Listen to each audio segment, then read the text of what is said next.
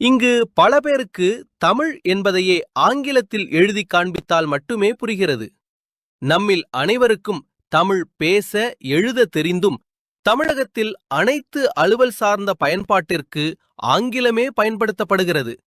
வேலைக்கு சேரும் பொழுது நேர்காணல் கூட இந்த நாட்டில் தமிழில் நடைபெறுவதில்லை.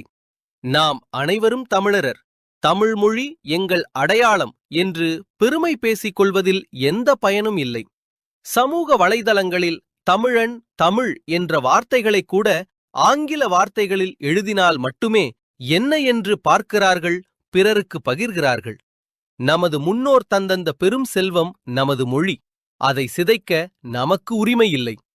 அடுத்த தலைமுறைக்கு நாம் தான் எடுத்துச் செல்ல வேண்டும், எடுத்துக்காட்டாக வாழ வேண்டும்.